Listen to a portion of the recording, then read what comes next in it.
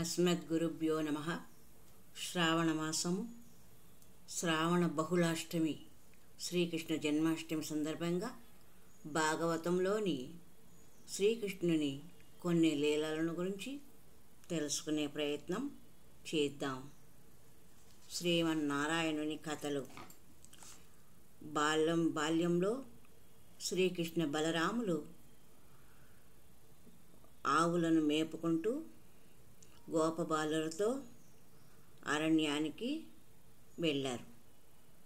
ఆ వనంలో చెట్లను పట్టుకొని ఊపుతుంటే అరముగ్గిన పండ్లన్నీ నేల మీద పడసాగాయి. ఆ పళ్లను ఏరి ఏరి తినసాగారు. పళ్ళ రసంతో కడుపులు నింపుకొని కేరింతలు కొట్టసాగారు. అదే వనంలో ధేనుకాసురుడు అనే రాక్షసుడు గాడిద రూపంలో ఉంటూ మనుషులను పట్టుకొని తింటూ ఉండేవాడు. బలరామకృష్ణులు గోపబాలకులు చేస్తున్న కేరింతలు వాడి చెవికి చేరాయి.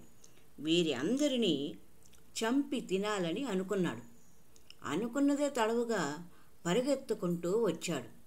బలమైన తన కాళ్లతో బలరాముణ్ణి తన్నడమే కాక కరవడానికి ప్రయత్నించాడు. బలరాముడు తప్పించుకొని కోపంతో ఆ గాడిదైన రాక్షసుని 4 కాళ్లను ఒంటి చేతనే ఒడిసి పట్టుకొని గిరగిరా తిప్పుతూ ఒక తాటి చెట్టు మీదకి విసిరాడు.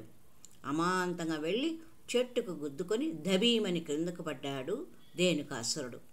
బలరాముడు మళ్ళీ వెళ్ళి మీదకు లేవనెత్తి గిరగిరా తిప్పి బండపై ఉతికే బట్టల్లాగా తాటి చెట్లకు వేసి కొట్టాడు ధేనుకాసురుడిని.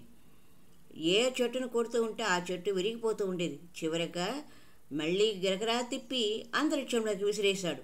కిందకు పడుతూ ధేనుకాసురుడు రక్తం కక్కుకొని ప్రాణాలు విడిచిపెట్టాడు. దాంతో ఆ తాళవనానికి పట్టిన పీడ విరగడయింది. గోవులు, గోపకుమారులు ఆనందించారు.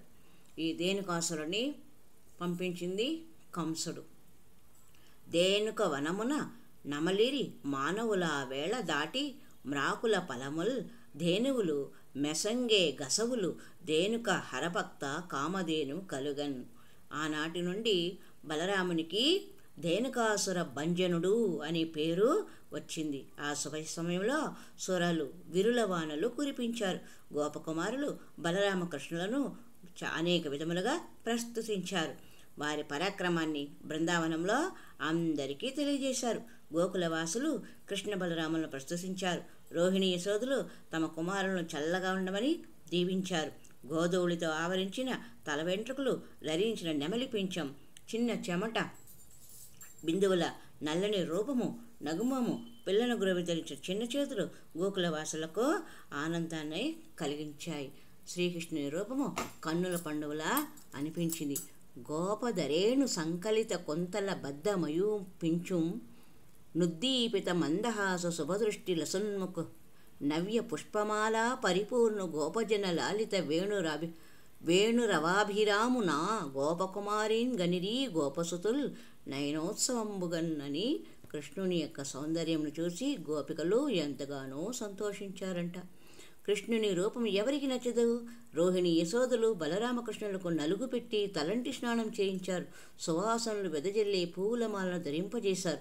అత్తరు మొదలైన సుగంధాలను ఒంటికి పోశారు. అందమైన దుస్తులు ధరింపజేసి షడ్రసోపేతమైన భోజనాన్ని పెట్టారు. తృప్తిగా భోజనం చేసిన తరువాత సుఖశయ్యలపై బరుండపెట్టారు. నిదురించి బలరామకృష్ణుల ముగ్ధ మనోహర సౌందర్యానికి తల్లిదండ్రులు ఎంతగానో మురిసిపోయారు. అటువంటి శ్రీకృష్ణుని మనస్సులో మనము తలుచుకొని ఆనందాన్ని అనుభవిద్దాం. హరే కృష్ణ కృష్ణ కృష్ణ హరే హరే, హరే రామ రామ రామ హరే హరే. హరి ఓం తత్సత్.